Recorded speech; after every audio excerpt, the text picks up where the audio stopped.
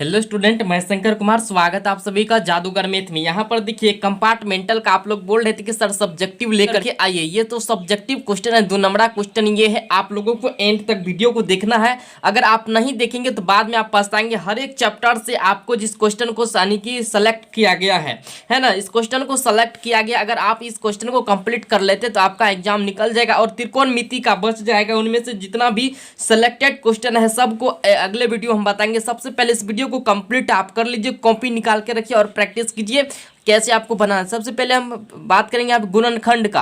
देखिए अभाज्य गुणनखंड, गुणनखंडों के गुणनफल के रूप में व्यक्त कीजिए। तो आपको क्या करना है, इसको एग्जाम में देखिए कैसे बनाना है। तो यहाँ पे आपको लिखना है हल 140 का अभाज्य गुणनखंड। इस तरह से आपको कर देना है 70 दूना 140, इसके बाद 35 दूना 70 होता है और 5 से कितना हो जाएगा 35। तो आपको इस तरह से करना है। दो देखिए क्या गो है, 2 गो इंटू 5 इंटू 7, यही आपका हो गया आंसर। तो इसी तरह से आपको अभाज्य गुणनखंड बनाना है।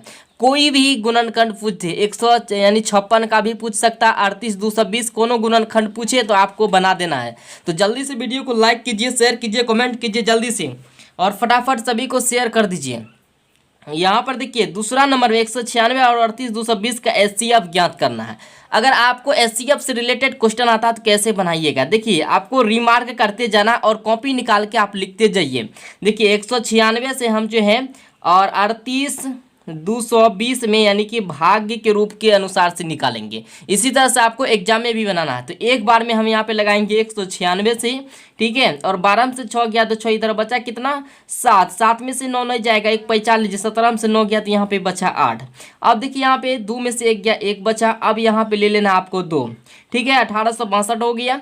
अब देखिए कितने बार में लगाना है, यहाँ पर देख लेते 196 में अगर हम यहाँ पे 9 से यानी कि गुना करते हैं, 9 छः के 54 के 4 और 9 में 81, 81 में जोड़ दीजिए 5, कितना हो जाएगा 86। तो हो जाएगा 9 का 9 9 8 17, 1764 आपको खिला देना। 9 बार में कितना खिलाना 1764 खिला दीजिए। तो यहाँ पे बचा क्या 2, 2 में से 4 नहीं जाएगा तो 1 पैंचा लीजिए, 12 में से 4 गया तो बचा यहाँ पे 8, इधर बचा 9। चलिए अब एक 0 बचा है तो 980 कितने बार में आएगा, 5 बार में आप लगा दीजिए, 5 बार में 980 खा जाएगा। अब देखिए यहाँ पे 980 तो खा गया। अब यहाँ पे आप कंपार्टमेंटल वाले सब जितने भी स्टूडेंट हैं आपसे विनती के सभी के पास शेयर कर दी ताकि उसका भी भलाई हो। त्रिकोणमिति का जितने भी सिलेक्टेड क्वेश्चन होगा वो भी आपको करवा देंगे। यहाँ पर आपको कम से कम 10 से 12 क्वेश्चन करवाए जाएंगे जो कि बहुत इंपॉर्टेंट क्वेश्चन को सिलेक्ट किया गया। आप देख ही लीजिए कंप्लीट एंड तक वीडियो को। अब देखिए यहाँ पे 1.34 को परिमेय संख्या के रूप में व्यक्त कीजिए, या तो वहाँ पर रहेगा लिखिए। तो यहाँ पे आपको लिख देना हल लिखने के बाद आपको यहाँ पे करना 1.34 बराबर। इसका मतलब देखिए जितना संख्या है उतना नीचे 0 बैठेगा, समझ गए। तो यहाँ पे देखिए 134 है, जितना संख्या ऊपर में है यानी कि उतना संख्या यहाँ पे यानी कि बैठेगा 0। तो कितना संख्या है, 2 गो संख्या 1 2, तो 2 गो 0 बैठेगा, दशमलव उड़ाए 2 गो 0 बैठेगा, जितना संख्या उतना 0। तो ये कितना हो जाएगा 134 और बटे का 100 हो जाएगा। आप कटा दीजिए, इसको कटाइएगा तो हो जाएगा यहाँ पे 67 दूना 134 और 50 दूना 100 कट गया तो बराबर का हो जाएगा 67 और बटे का हो जाएगा 50। यही आपका उत्तर हो गया आंसर यानी। तो इसी तरह से आपको इस टाइप का अगर सवाल पूछे तो आपको इसी रूप में बनाना है। चलिए सिर्फ आप मैथमेटिक्स को एक सवाल ये कंपार्टमेंटल वाले को यानी कि 2011 में पूछा गया था, 2011 में यानी कि सवाल को पूछा गया था कंपार्टमेंटल वाले को, इसलिए हम सोचे कि ये भी दे देते हैं।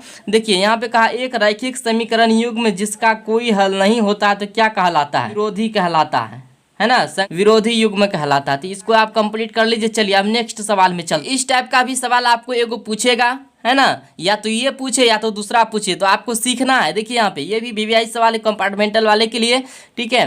तो देखिए इसको भी कई बार कंपार्टमेंटल में पूछा गया। तो यहाँ पे आपको लिखना है हल लिखने के बाद यहाँ पे देखना है A1 बराबर हो जाएगा यहाँ पे 2, B1 बराबर हो जाएगा यहाँ पे -3 और C1 बराबर हो जाएगा यहाँ पे 8।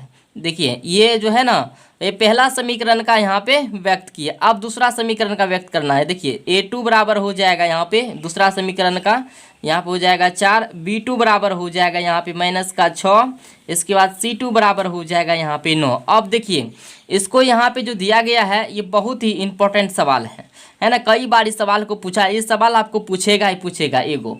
चलिए इसलिए इसको आपको सीख लेना है। तो A1/A2 इसका सूत्र होता है और बराबर B1/B2 और बराबर C1/C2।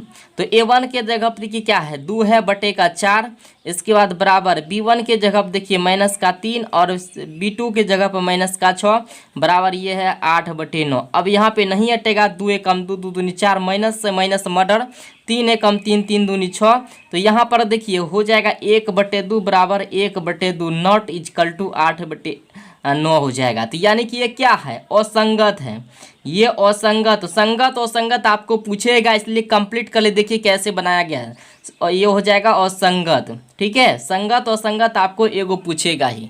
चलिए अब देखिए एपी से भी आपको सवाल पूछा जाएगा, तो इसलिए एपी को भी ध्यानपूर्वक आप देख लीजिए, इसी टाइप का सवाल आपको एपी चैप्टर से पूछा जाएगा। तो आइए हम हल कर लेते एपी को भी। यहाँ पे दिया गया एपी 3,8, 13, 18 डॉट डॉट का कौन सा पद जो है 78 है, कौन सा पद 78 है। तो इसको ध्यान से वीडियो को एंड तक देखिएगा, वीडियो को स्किप ना कीजिए। ठीक है, तो सीख लीजिए ताकि एग्जाम में आपको कोई परेशानी ना हो। ठीक है, कोई परेशानी ना झेलना पड़े। तो यहाँ पे पहला पद लिख लेते हैं, प्रथम पद। तो प्रथम पद हो जाएगा a बराबर यहाँ पे 3, और यहाँ पे पहले d भी निकाल लेंगे। तो d बराबर होता है A2 माइनस A1 इसका सूत्र। तो इसका हो जाएगा d बराबर, यानी A2 की जगह पे ये पहला पद, दूसरा पद, तीसरा पद, चौथा पद। तो अगर आप लोग एपी चैप्टर यानी कि नहीं समझ में आया है आपको, तो यानी कि डिस्क्रिप्शन में लिंक है और एंड स्क्रीन में भी दिया हुआ है, एपी चैप्टर का पूरा फार्मूला सहित एक बार आप जो है रिपीट कर लीजिए। ठीक है, तो यहाँ पर देखिए तो हो जाएगा A2 की जगह पे 8 माइनस 3, तो d बराबर आपका निकल गया यहाँ पे 5। d बराबर कितना निकला, 5 है। अब यहाँ पे देखिए an क्या दिया गया आपका, an दिया गया आपका 78, तो an बराबर हो जाएगा 78। ठीक है, तो यहाँ पे लिख देना है, और n बराबर हमें निकलना है, n बराबर वाट। तो यहाँ पे लिख लेते हैं, अब सूत्र का प्रयोग करके निकलना है। तो an बराबर हो जाएगा a प्लस सूत्र बैठाना है n-1 इंटू डी, यही इसका सूत्र है। ठीक है, सवाल को सीखिए और इसके बाद जो है एग्जाम में आपको कोई दिक्कत नहीं होगा बनाने में, कोनो सवाल पूछ देगा इस एपी से इस टाइप का। तो इसी तरह से आपको बनाना है। ओके, चलिए an देखिए क्या है 78, और बराबर का हो जाएगा एक जगह देखिए प्रथम पद 3 है प्लस n-1 इंटू डी के जगह पे देखिए क्या निकला है, डी के जगह पे यहाँ पे देखिए 5 निकला है, तो आपको इंटू में 5 ले लेना है। चलिए 78 है, अब देखिए प्लस का इधर है तो माइनस का 3 हो जाएगा, बराबर तो हो जाएगा 5 गुना तो 5n और माइनस का 5। अब देखिए 78 में से 3 को घटा दीजिए, बचेगा यहाँ पे 75 बराबर का 5n माइनस का 5। तो 75 यहाँ पे दिया गया है, और ये माइनस का इधर है तो प्लस का 5 हो जाएगा बराबर का 5n, तो हो जाएगा 80 बराबर हो जाएगा यहाँ पे 5n। तो 5 एकम 5, 16 पंचे क्या हो जाएगा 80। तो यहाँ पे क्या हो जाएगा, इसका आंसर हो जाएगा, यानी n बराबर आंसर निकला यानी कि 16। ठीक है, यही आपका उत्तर हो गया। तो nवां पद क्या निकला, 78 का कौन सा पद यहाँ पे बोला था, तो 78 यहाँ पे आपको लिख देना है। अतः एपी का 3,8, 13, 18 का यानी कि 16वां पद 78 है। ठीक है, चलिए यही आपका आंसर हो गया। इसी तरह से आपको एग्जाम में बनाना, कोई टेंशन लेने की ज़रूरत नहीं है, आप एग्जाम पास कर जाइएगा, सिर्फ ध्यान से आपको कंप्लीट कर लेना है। त्रिकोणमिति भी आपको दिया गया है, 2 बिंदु पी, ये निर्देशांक ज्यामिति चैप्टर से है, जो कि आपको इससे सवाल पूछा ही जाएगा चाहे जो हो जाए। तो पी में इतना दिया गया है 2, -2, और क्यू में -2, -2 को मिलाने वाले रेखाखंड के मध्य बिंदु का नियामक ज्ञात करें। तो सबसे पहले इसका सूत्र याद होना चाहिए, सूत्र याद नहीं रहेगा एग्जाम में भी नहीं बनेगा। ठीक है, देखिए सूत्र याद रहता है तो आप किसी तरह से सवाल को बना ही देते हैं। तो सबसे पहले हम यहाँ पे लिख लेते हैं बिंदु को, बिंदु आपका दिया गया है, यहाँ पे आपको लिख देना है हल। ठीक है, तो हल लिखने के बाद बिंदु आपका दिया गया है P 2, -2, और यहाँ पे Q में दिया गया है -2, 2। अब x1 बराबर आप मान लीजिए यहाँ पे 2, y1 बराबर हो जाएगा माइनस का 2, x2 बराबर हो जाएगा यहाँ पे माइनस का 2 और y2 बराबर हो जाएगा यहाँ पे 2। ये लिख लिए। अब इसको दर्शा दी कि x1 का मान कौन है, y1 का, और x2 का y2। तो अब यहाँ पे आपको इसका सूत्र, नियामक का सूत्र लागू करना है। देखिए इसका सूत्र होता है x बराबर x1 प्लस x2 बटे का 2 और y बराबर सूत्र होता है y1 प्लस का y2 बटे का 2। तो x1 के जगह देखिए कौन सी है, 2 है, x बराबर 2 प्लस यहाँ पे देखिए x2 की जगह पे देखिए कौन सी है, माइनस का 2, तो माइनस का 2 कोष्ट में कर देना है, ठीक है, और बटे का यहाँ पे 2 सूत्र से। चलिए y बराबर देखिए कौन सी है, y1 की जगह देखिए माइनस का 2 है, माइनस का 2 प्लस है सूत्र में, तो प्लस y2 की जगह देखिए कौन सी है, तो 2 है, और बटे का यहाँ पे क्या हो जाएगा 2। अब देखिए आपको क्या करना है, x बराबर हो जाएगा 2, यहाँ पे प्लस है, यहाँ पे माइनस है, तो 2 में से 2 जाएगा तो कितना बचेगा, तो 0 बचेगा, प्लस माइनस माइनस तो घटा हो गया, बटे का 2 है तो 2 लिख देना है। चलिए अब कोमा यहाँ पे देखिए 2, यहाँ पे माइनस का 2, यहाँ प्लस का 2, तो घटेगा तो 0 बटे का 2। अब आपका यहाँ पे हो जाएगा ये y का मान रहा, ये x का, तो इसका सही आंसर क्या हो जाएगा, 2 से भगा देंगे 0 में तो 0 न होगा, 0,0 हो जाएगा, यही आपका आंसर हो जाएगा। ठीक है, तो नियामक आपका ज्ञात हो गया। इसी तरह से आपको नियामक निकालना, कोनो संख्या का नियामक दे दे तो आपको इसी तरह से निकालना है, कोई दिक्कत। चलिए अब नेक्स्ट सवाल में चलते हैं। अब यहाँ पे दिया गया है, सिद्ध कीजिए कि बिंदुएं 5, माइनस का 2 या इसके बाद 6, 4 और 7, -2 एक समद्विबाहु त्रिभुज के शीर्ष हैं। समद्विबाहु त्रिभुज के शीर्ष हैं, तो आइए हम हल करते हैं समद्विबाहु त्रिभुज के शीर्ष है या नहीं है। ए बिंदु का सबसे पहले इसका मान लेते हैं 5, -2, ठीक है। बी बिंदु में मान लेते हैं 6, 4, इसके बाद सी बिंदु में मान लेते हैं 7, -2। चलिए मान लीजिए इसको। अब यहाँ पे लिखना है ए बी के लिए, पे फर्स्ट वाला, तो ए बी के लिए, तो ए बी के लिए यहाँ पे हमको मानना है, तो x1 बराबर हो जाएगा आपका 5, y1 बराबर हो जाएगा आपका -2, x2 बराबर हो जाएगा यहाँ पर, यानी कि बी ए बी लिए हैं तो बी बिंदु का 6, और y2 बराबर हो जाएगा यहाँ पे 4। अब आपको यहाँ पे सूत्र का प्रयोग करना है, तो ए बी बराबर हो जाएगा, ठीक है, ए बी बराबर हो जाएगा x2 - x1 का whole square plus y2 - y1 का होल स्क्वायर। तो यहाँ पे आपको सूत्र लागू कर देना है। इसके बाद x2 के जगह पे देखिए कौन सी है, x2 के जगह पे 6 है। कंपार्टमेंटल वाले सब वीडियो को स्किप मत कीजिएगा, सीखिए आप लोग, ठीक है, आपके पास समय बहुत कम है। तो x2 के जगह पे देखिए क्या है, 6 है, और x1 के जगह पे देखिए 5 है। आप लोगों के लिए बहुत हम हेल्प कर रहे हैं, ठीक है, तो आप लोग भी मेहनत कीजिए, समय को बर्बाद मत कीजिए, एग्जाम पास करके अगले तैयारी कीजिए अब आगे का। तो y2 की जगह देखिए क्या है 4, और y1 की जगह देखिए क्या है -2, तो एक माइनस पहले से, एक माइनस यहाँ से, तो प्लस का 2 होल स्क्वायर कर दीजिए। ए बी बराबर आपका हो जाएगा, यहाँ पे 6 में से 5 को घटा दीजिए तो 1 बचा, तो 1 का यहाँ पे 1 न बचेगा, 1 का स्क्वायर कर दीजिए प्लस, और 4 2 6, 6 का स्क्वायर, ठीक है। अब देखिए यहाँ पे ए बी बराबर आपका हो जाएगा 1 का स्क्वायर करेंगे तो 1 + 6 × के 36 हो जाएगा। ए बी बराबर हो जाएगा यहाँ पे 36 में 1 को जोड़ दीजिए तो हो जाएगा 37। तो ये तो ए बी का निकला ना, ए बी बराबर निकल गया है। तो अब बी सी के लिए निकालना है, तो आइए हम बी सी के लिए यहाँ पे निकालते हैं।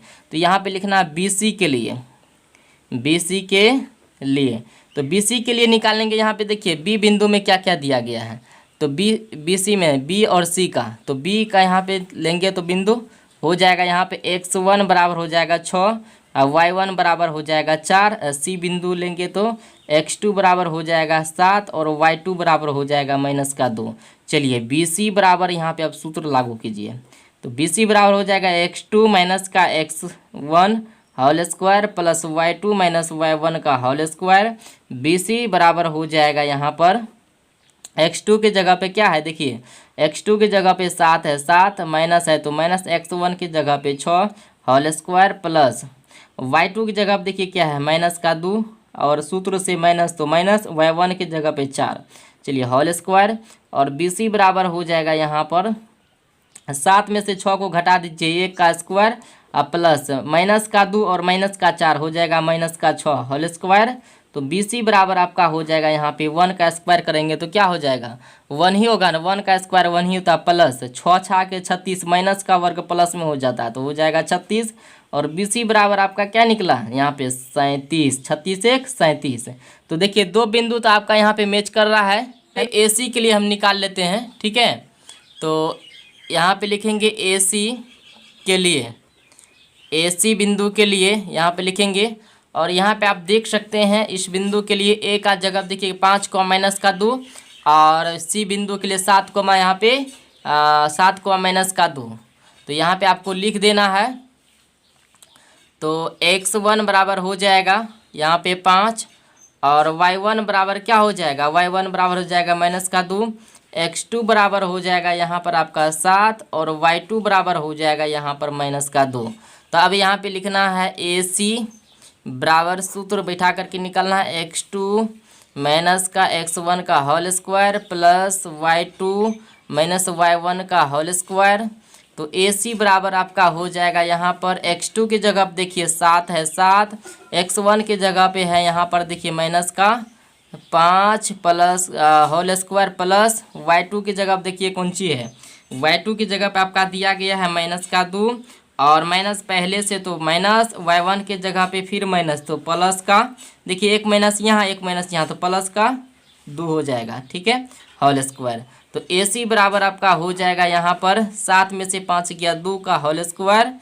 अब देखिए यहाँ पर देखिए आपको क्या करना है, यहाँ पर एक माइनस पहले से y1 की जगह पे कौन सी है, यहाँ पर 2 है माइनस का एक माइनस पहले से, और y2 की जगह पे देखिए कौन सी है तो माइनस का 2। तो यहाँ पर हो जाएगा 0, क्या हो जाएगा 0, तो इसका भी हो जाएगा होल स्क्वायर। तो ए सी बराबर रह जाएगा आपका यहाँ पे 2 का स्क्वायर करेंगे तो कितना हो जाएगा 4, और प्लस का हो जाएगा यहाँ पे 0। तो ए सी बराबर आपका निकला यहाँ पे रूट में 4। तो इसका वर्गमूल करेंगे तो ए सी बराबर हो जाएगा 2। तो यहाँ तक आपका निकल गया है। आपको यहाँ पे लिख देना है अतः समद्विबाहु त्रिभुज के शीर्ष हैं, क्योंकि दो भुजा समान निकला है यहाँ पर देख सकते हैं ए बी और यहाँ पे बी सी है ना, ये समद्विबाहु त्रिभुज के शीर्ष हैं। चलिए अब अगले सवाल में चलते हैं हम। सवाल में देखिए 6 सेंटीमीटर त्रिज्या वाले एक वृत्त के एक त्रिज्या खंड का क्षेत्रफल ज्ञात कीजिए जिसका कोण 30 डिग्री यहाँ पे दिया गया है, ठीक है। आपको इस सवाल जो है ना, ये वाला सवाल आपको हर एक साल पूछा जाता है, वो कंपार्टमेंटल एग्जाम हो या बिहार बोर्ड फाइनल एग्जाम हो, तो ये सवाल आपको एगो पूछेगा ही। तो इसलिए जिस सवाल को कंप्लीट आप कर लीजिए कैसे इसको बनाते हैं। चलिए अब देखिए, देखते रहिए यहाँ पे। अब देखिए 6 सेंटीमीटर त्रिज्या एक वृत्त के एक त्रिज्या खंड का क्षेत्रफल। सबसे पहले तो आपको त्रिज्या खंड का सूत्र याद होना चाहिए एग्जाम में। तो यहाँ पे लिखना है हाल में वृत्त के त्रिज्या खंड की त्रिज्या जो है r मान लेते हैं, है ना। यहाँ पे लिखेंगे वृत्त के त्रिज्या खंड के त्रिज्या हम मान लेते हैं यहाँ पे कैपिटल R बराबर यानी 6 सेंटीमीटर दिया गया है। तो केंद्रीय कोण जो है इसका केंद्रीय कोण दिया गया है आपका यानी थीटा बराबर 30 डिग्री, ठीक है। इसी तरह से आपको एग्जाम में बनाना, इस टाइप का सवाल आपको पूछा ही जाता है। इसके बाद त्रिज्या खंड का क्षेत्रफल क्या होता है, यहाँ पे सूत्र से लिखेंगे, सूत्र से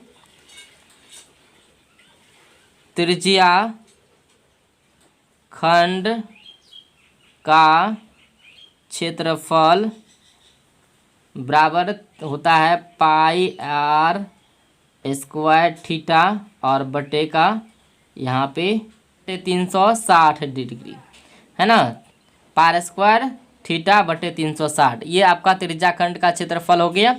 अब यहाँ पर देखिए त्रिज्या खंड का क्षेत्रफल के जगह पे आपको पाई के जगह पे लिखना है 22/7। पाई का मान क्या होता है 22/7, क्योंकि इसमें दिया गया नहीं है तो पाई का मान 22/7 मान लेना। आर के जगह देखिए, आर के जगह देखिए 6 सेंटीमीटर है ना, 6 सेंटीमीटर त्रिज्या कितना 6 सेंटीमीटर, तो 6 × 6। अब थीटा के जगह देखिए 30 है ना, तो थीटा की जगह पे 30 अंश ले लीजिए और बटे का सूत्र से 360 अंश। तो 360 अंश ले लेना। अब देखिए 6 एकम 6 और 6 छा के 36 है ना, 0 है तो 0, यानी कि 60 से गुना करेंगे 6 में 360 होता है ना, तो ये कट जाएगा। 6 एकम 6, 6 छा के 36 कट गया। अब देखिए 30 एकम 30, 30 दूनी 60। अब यहाँ पर हो जाएगा 22/7, 22/7 इंटू यहाँ पे देखिए 6 यहाँ पे दिया गया है, तो हो जाएगा 6 गुना 1 करेंगे तो 6 और बटे का हो जाएगा यहाँ पे 2, तो 2 एकम 2, 11 दूनी हो जाएगा 22। ठीक है, अब हो जाएगा 11 छाके 66 और बटे का हो जाएगा 7। अब अगर 7 में भगा दीजिए 66, 7 भागा 66 कीजिए कितना होता, तो ये हो जाएगा, भगा देंगे तो बराबर हो जाएगा 9.43 सेंटीमीटर स्क्वायर। यही आंसर हो जाएगा। यहाँ तक भी आप छोड़ सकते हैं, भगा दे के भी निकाल सकते हैं। चलिए अब चलते हैं 10 नंबर सवाल में। देखिए यहाँ पे दिया गया अभाज्य गुणनखंड द्वारा 510 और 92 का मौसो और लौसो ज्ञात कीजिए। मौसो और लौसो ज्ञात करने के लिए आपको पूछा ही जाएगा, इसलिए इसको कंप्लीट ही कर लीजिएगा। ऐसा नहीं कि यही अंक वाला पूछ जाएगा, दूसरा अंक वाला भी पूछ सकता है, तो आपको सीख लेना है। देखिए तो यहाँ पर आपको लिखना है, देखिए हल, तो लिखेंगे यहाँ पे 510 का सबसे पहले गुणनखंड कर लीजिए और 92 का भी सबसे पहले गुणनखंड कीजिए। तो 510 का गुणनखंड हो जाएगा 2 गुना 3 गुना 5 गुना 17। ठीक है, 92 का गुणनखंड कर लीजिए, हो जाएगा 2 गुना 2 गुना 23, 2 दूना 4 और 23 गुना 4 करेंगे 4 तिया 12, तो 4 दूना 8 1 9 पूर गया। अब आपको यहाँ पे लिखना है मौसो बराबर लौसो, मौसो बराबर लौसो। देखिए 2 2 मिल रहा है, तो 2 2 मिल रहा है, तो यहाँ पे 1 2 हो जाएगा और यहाँ पर भी 1 2 हो जाएगा। अगर 2 2 नहीं मिल रहा, अब देखिए इधर नहीं मिल रहा है, तो यहाँ पे जितना भी जिसका जोड़ा नहीं लग रहा है, जितना भी संख्या बिन जोड़ा है, सब का गुना एलसीएम में हो जाता है। तो यहाँ पे सब का गुना एलसीएम, क्योंकि देखिए यहाँ पे मिल रहा है, इससे भी ये नहीं मिल रहा है, नहीं मिल रहा है, तो सब का गुना कर दीजिए नीचे में, तो हो जाएगा 3 गुना 5 गुना 17 और गुना 2 गुना 23। इसका गुना करेंगे तो हो जाए 3 दूनी 6 5 30, 30 दूना 60 और 60 गुना 17 गुना 23 हो जाएगा 23 460, यानी 23 46 0। यही हो गया आपका आंसर। तो जल्दी से आप इसको कंप्लीट कर लीजिए। त्रिकोणमिति का जो है, त्रिकोणमिति का क्वेश्चन सेलेक्टेड हो गया है, त्रिकोणमिति का भी बता देंगे। और आपको ग्राफ भी चाहिए, ग्राफ और और क्या कहते हैं रचना बचा हुआ, वो भी कंप्लीट करवा देंगे। तो आप लोग क्लास को रेगुलर कीजिए और चैनल को जल्दी से सब्सक्राइब कर लीजिए। चैनल को अभी तक सब्सक्राइब नहीं किया तो आप लोग चैनल जल्दी सब्सक्राइब कर लीजिए।